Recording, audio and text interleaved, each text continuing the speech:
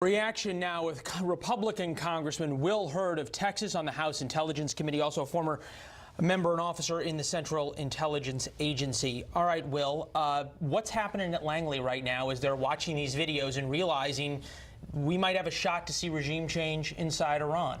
I think everybody's watching what the Iranian people are doing and trying to show support for the Iranian people. This is unheard of, and the number of protests that are happening around the country is unlike what we saw in 2009.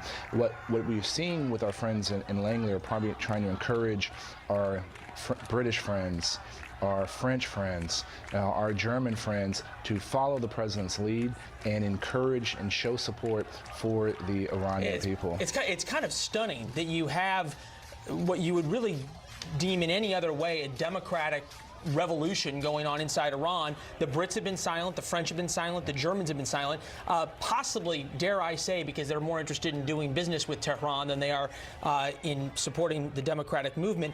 A lot of folks on Twitter are contrasting President Trump's reaction to this revolution versus President Obama's reaction in 2009. Some people saying that the president has done more in 3 tweets than President Obama did in 8 years. Fair?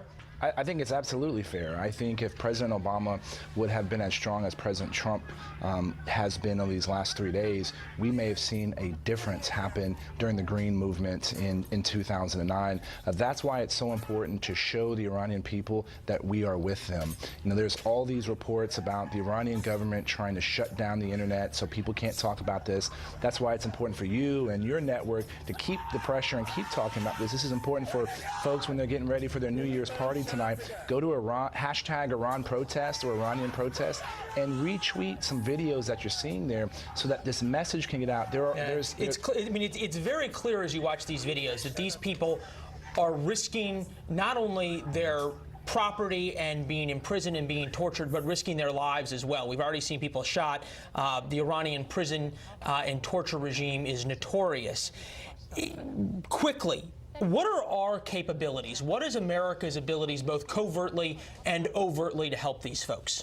I think right now it's helping to amplify their message because we don't want to muddy the waters. This is a real organic protest, potential revolution that's growing up, and we need to help magnify that so the Iranian diaspora around the world understands it and can call their families and let them know what's really going on in their country.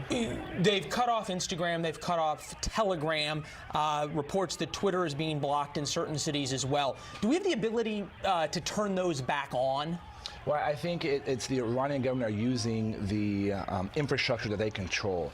Can you beam a satellite image or a satellite, relay in there? Yes, you can absolutely do that. It's a pretty difficult endeavor. This is something I think we should be looking at. At what point do CIA Covert Special Activities Division guys, at what point do we start sending in armed Kurds to try and help these folks? At what point do we start sending them BGANs and the kinds of equipment that they requested back in 2009 and the Obama administration wouldn't give them?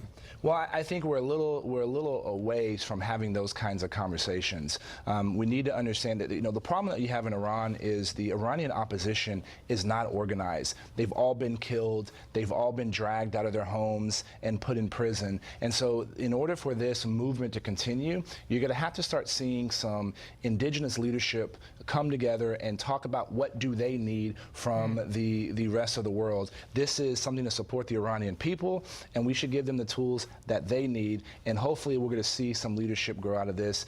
As we begin to go into 2018, I think this is really exciting that people are willing to throw off the yoke of a tyrant like the Ayatollahs in Iran, and this is a really big deal. Risking their lives to do it, and as you point out, the silence from our allies around the world has been deafening.